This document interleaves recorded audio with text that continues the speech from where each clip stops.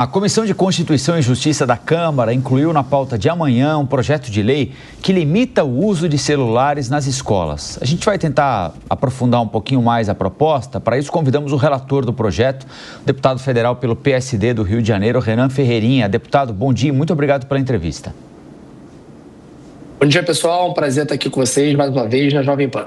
O senhor acha possível compatibilizar o celular com a escola, dentro da mochila, para ser utilizado em horário de intervalo, horário do recreio, ou é proibição total na avaliação do senhor? Essa já é uma medida que a gente vem enfrentando desde 2023, quando a Unesco lançou um relatório global clamando que governos pudessem proibir o uso de celulares nas escolas, entendendo que o uso excessivo de celulares está diretamente associado a uma piora do bem-estar, a maior casos de ansiedade, até diagnósticos de depressão. Então, partindo disso, a cidade do Rio de Janeiro teve uma decisão normativa pioneira no Brasil de proibir o uso de celulares durante todo o período escolar, incluindo recreio e intervalos. Porque as escolas precisam ser não só local de aprender português, matemática, ciências, mas também de interação social, de convívio. Isso é muito importante. Então, a gente compreende que se um professor está tentando explicar na sala de aula e um aluno está no joguinho, está numa rede social, isso, na verdade, é uma forma de desrespeito. Ou se o aluno, enquanto os amigos estão brincando, estão se divertindo no recreio e está isolado na própria tela, ele está perdendo a sua infância. Então, por isso que nós estamos avançando com essa medida, buscando nacionalizar a medida que adotamos na cidade do Rio de Janeiro, e esse debate conseguiu se tornar um grande consenso nacional, uma urgência que tem sido adotada e motivada pela Câmara dos Deputados, através da Comissão de Constituição e Justiça, onde eu estou relatando esse projeto, e a gente está com grandes expectativas de ele poder ser votado e aprovado na Câmara dos Deputados nessa semana. Esse consenso é muito claro, né, deputado? Nós até falávamos na semana passada, houve a sanção dessa proposta aprovada na Assembleia Legislativa pelo governo aqui de São Paulo, talvez com algumas mudanças nessa questão da proibição. O próprio Instituto Datafolha chegou a fazer um levantamento, uma pesquisa apontando que 65% dos pais de adolescentes, de crianças, apoiam essa proibição dos celulares em salas de aula. Não deve haver dificuldade para isso avançar ao longo dessa semana no Congresso Nacional. O que o senhor espera sobre isso?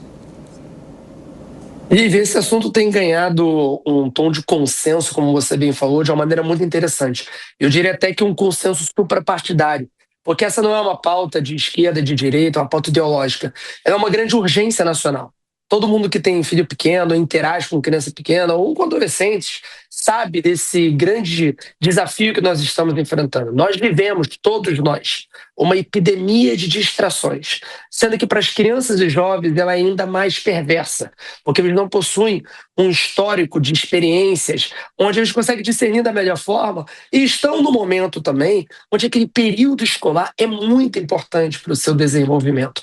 E sem celular, sobra tempo para estudar e conviver, que são dois aspectos fundamentais para o desenvolvimento de qualquer criança, de qualquer adolescente. Então, sim, nós estamos bastante esperançosos para que esse projeto, que é terminativo na CCJ, ou seja, ele não precisa ir ao plenário da CCJ, da Câmara dos Deputados, onde eu estou relatando o projeto, ele pode ir direto para o Senado, que a gente consiga poder fazer essa aprovação e consiga passar um recado claro para todas as famílias brasileiras.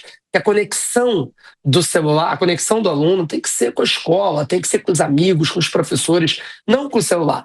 Eu tenho visto um apoio muito grande das famílias a isso, muita gente me parando aqui no Rio, falando: Ferreirinha, que bom que vocês estão fazendo isso, porque em casa eu perdi essa batalha.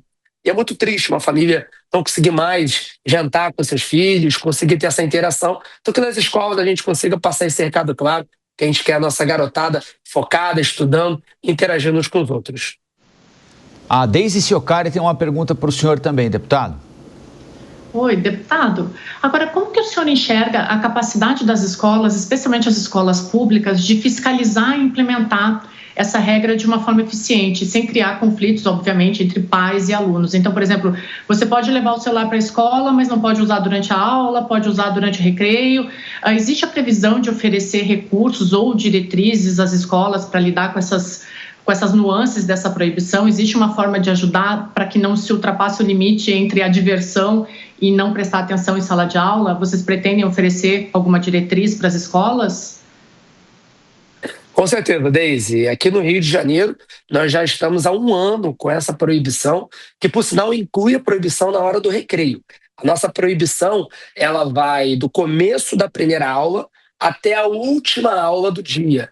E essa até é uma diferença clara que eu coloquei no relatório, porque quando eu peguei o texto, ele estava proibindo, inclusive, o porte do celular. Eu passei a proibir somente o uso do celular. Qual que é a diferença na prática? A diferença é que o aluno ele pode até levar o celular para a escola para poder avisar para a família que chegou, para poder falar com a família após a última aula, que vai ficar mais tempo na escola.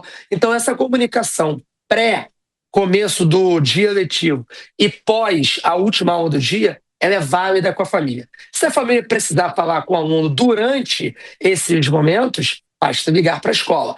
Mas para manter o apoio das famílias, eu fiz essa diferença fazendo com que o uso fosse a proibição e que a gente não falasse necessariamente do porte. E o que é mais bacana, Deise, é que as escolas estão abraçando muito essa causa. As escolas elas já possuem dinâmicas, elas são muito vivas nesse processo de que se o aluno não estiver respeitando isso, da mesma maneira como se o aluno estiver fazendo muita bagunça na sala de aula, ele vai chamar a atenção, o professor adverte esse aluno, encaminha esse aluno para a sala da diretora, chama os responsáveis, se a diretora achar que é o caso. Ou seja, a escola consegue se adaptar muito bem. E a gente conseguiu ver isso no Rio de Janeiro de uma maneira muito, muito mais rápida até do que imaginávamos. Com as crianças até 12 anos, eu diria que em 24, 48 horas é muito rápido. Elas ficam chateadas no primeiro dia, no segundo dia já estão jogando bola, brincando de queimado, correndo, se divertindo. Com os adolescentes é um pouquinho mais complexo, mas dá certo também. É um grande processo de conscientização, de debate, e eles passam a redescobrir a escola. Vários adolescentes falando que redescobriram a quadra poliesportiva, que redescobriram o Grêmio Estudantil, que redescobriram a escola como toda, o laboratório de ciências, e isso é muito interessante. É passar essa impressão para os alunos de que a gente também quer fazer com que a escola seja o mais atrativa para eles, e o que o celular atrapalha nesse sentido. Então, é um grande debate nacional, mas que eu acredito que o melhor equipamento que nós temos para isso são as escolas, e o bacana é que esse é um debate que começou na rede pública municipal aqui do Rio de Janeiro. Estou mostrando também que a rede pública pode pautar, pode ser uma rede de vanguarda. Deputado Renan Ferreirinha, muito obrigado pela entrevista e até a próxima. Obrigado, pessoal. Sempre um prazer estar aqui com vocês.